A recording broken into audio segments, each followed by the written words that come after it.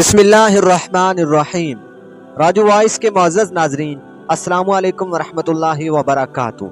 دوستو، آج کی ویڈیو کے اندر فرعون کے ظلم و ستم سے نجات کے بعد بنی اسرائیل کے حضرت موسیٰ علیہ السلام سے 5 مطالبات جن کا ذکر آپ دوستوں کے ساتھ کریں گے۔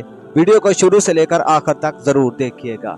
اگر آپ چینل پر نئے ہیں تو چینل کو ضرور سبسکرائب بھی کر دیجئے گا تاکہ آنے والی ویڈیو کا نوٹیفیکیشن ملے سب سے پہلے۔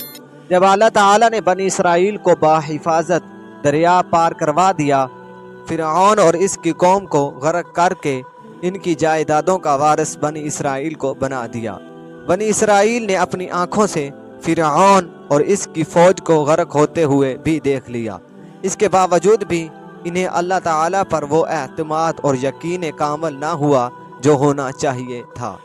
دریا پار کرنے کے بعد ان کا گزر ایک ایسی قوم کے پاس سے ہوا جو بتوں کی پوجا کرنے میں مشغول تھی۔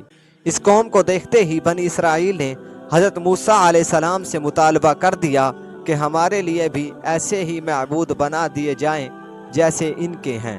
حضرت موسیٰ علیہ السلام نے جب قوم کا یہ مطالبہ سنا تو ان پر بہت زیادہ ناراضگی کا اظہار کیا اور فرمایا کہ تم اپنی آنکھوں سے اللہ تعالیٰ کو چھوڑ کر دوسروں کی پوجا کرنے والوں کا انجام دیکھ چکے ہو، اس کے باوجود ایسی چیز کا مطالبہ کر رہے ہو جسے اختیار کر کے وہ تباہ ہوئے تھے۔ بنی اسرائیل کا دوسرا مطالبہ۔ دریا پار کرنے کے بعد بنی اسرائیل جس سرزمین پر پہنچے وہاں دور دور تک پانی موجود نہیں تھا۔ بنی اسرائیل فوراً گھبرا گئے اور حضرت موسیٰ علیہ السلام سے مطالبہ کرنے لگے کہ ہمارے لیے پانی کا انتظام کیا جائے ورنہ ہم پیاس سے مر جائیں گے۔ حضرت موسیٰ علیہ السلام نے اللہ تعالیٰ کے حضور پانی کی درخواست کی تو اللہ تعالیٰ نے آپ علیہ السلام کو حکم دیا کہ اپنی لاٹھی پتھر پر مارو۔ جیسے ہی آپ علیہ السلام نے اپنی لاٹھی پتھر پر ماری تو اس سے 12 چشمے جاری ہو گئے۔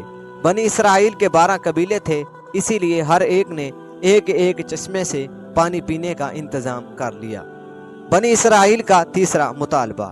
اللہ رب العزت نے جب حضرت موسیٰ علیہ السلام کے پتھر پر لاٹھی مارنے سے 12 چشمے جاری کر دیے تو بنی اسرائیل پانی کی طرف سے مطمئن ہو گئے، لیکن انہوں نے حضرت موسیٰ علیہ السلام سے تیسرا مطالبہ یہ کیا کہ اب ہمیں کھانے کی بھی ضرورت ہے۔ حضرت موسیٰ علیہ السلام نے اللہ تعالیٰ سے دعا مانگی، اللہ رب العزت نے ان کے کھانے کے لیے من و سلوہ نازل فرما دیا۔ من ایک قسم کا میٹھا گوند اور شبنم کی مانند گاڑھی چٹنی جیسا تھا جو شہد سے زیادہ میٹھا اور دودھ سے زیادہ سفید تھا۔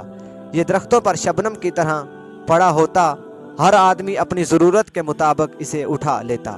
سلوہ بٹیر کے مشابہ سرخ مائل پرندے تھے جو درختوں پر آ کر جمع ہو جاتے۔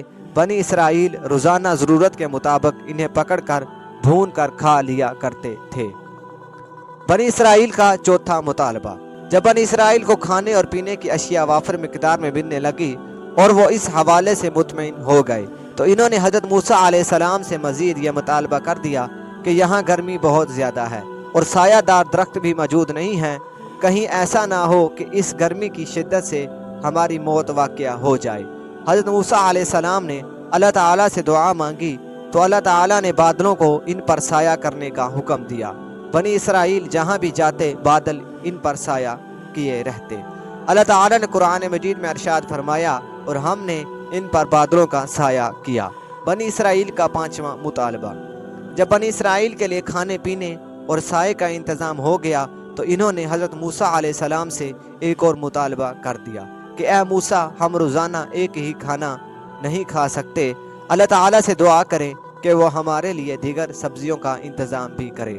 حضرت موسیٰ علیہ السلام نے قوم سے کہا کہ تم اچھی چیز کو چھوڑ کر گھٹیا چیز کا مطالبہ کیوں کر رہے ہو؟